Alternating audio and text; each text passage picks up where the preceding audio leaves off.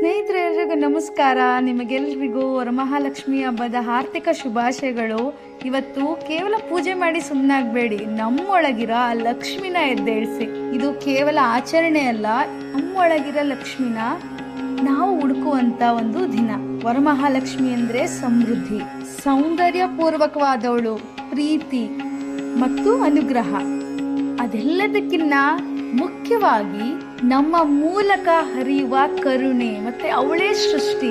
ಮತ್ತು ಲಕ್ಷ್ಮಿ ಆತ್ಮವಿಶ್ವಾಸ, ಮತ್ತು ಲಕ್ಷ್ಮಿ ಸದಾ ಶಕ್ತಿ. ಲಕ್ಷ್ಮಿ ಅನ್ನೋದು ನಾವು ಎಷ್ಟು ಪ್ರೀತಿಯನ್ನ ನೀಡ್ತೀವಿ ಮತ್ತೆ ಎಷ್ಟು ಪ್ರೀತಿಯನ್ನ ನಾವು ಸ್ವೀಕರಿಸ್ತೀವಿ. ನಮ್ಮ ಸಾಮರ್ಥ್ಯ ಎಷ್ಟಿದೆ, ನಮ್ಮ ನಗು ಇನ್ನೊಬ್ಬರ ನೋವನ್ನ ಗುಣಪಡಿಸುವಂತ ಶಕ್ತಿ. ಅಷ್ಟೇ ಅಲ್ಲ, ಯಾವುದೇ ಎಂಥದ್ದೇ ಸವಾಲ್ಗಳು ಬರಲಿ ಅದನ್ನ ಎದುರಿಸಿ ಮುನ್ನಡೆಯೋದು ಹೆಂಗೆ ಅಂತ ಹೇಳ್ಕೊಡೋಳೆ ಲಕ್ಷ್ಮಿ. ಲಕ್ಷ್ಮಿ ಅಂದ್ರೆ ಬರೀ ಹಣ ಮಾತ್ರ ಅಲ್ಲ, ಲಕ್ಷ್ಮಿ ಅಂದ್ರೆ ಶಾಂತಿ, ಆರೋಗ್ಯ ಮತ್ತು ನಮ್ಮೊಳಗಿನ ಸಂಬಂಧ.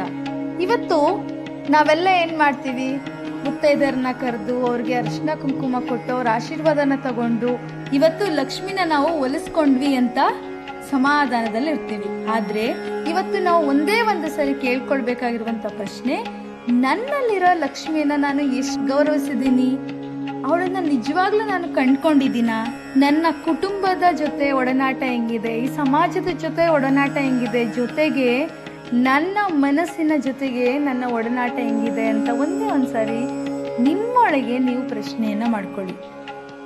ಹಾಗಿದ್ರೆ ಇವತ್ತು ಜಸ್ಟ್ ಪೂಜೆ ಮಾಡ್ಬಿಡ್ಬೇಕು, ಫಿನಿಶ್ ಮಾಡ್ಬಿಡ್ಬೇಕು ಅಂತ ಎದ್ದೇಳ್ಬೇಡಿ. ಇವತ್ತು ಖಂಡಿತವಾಗ್ಲೂ ಧನ್ಯವಾದಗಳೊಂದಿಗೆ, ಕೃತಜ್ಞತೆಗಳೊಂದಿಗೆ ಎದ್ದೇಳಿ.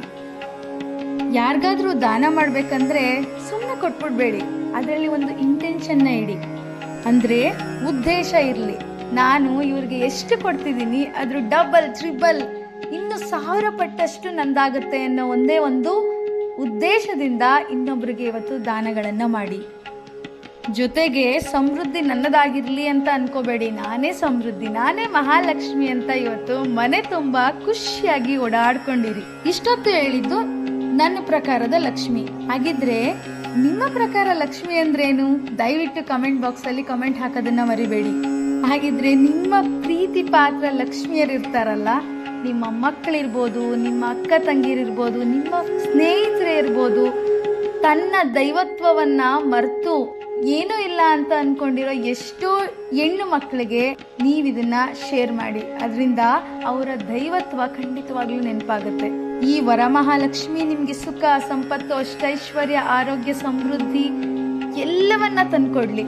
ನಮಸ್ಕಾರ, ಎಲ್ರಿಗೂ ಒಳ್ಳೇದಾಗ್ಲಿ.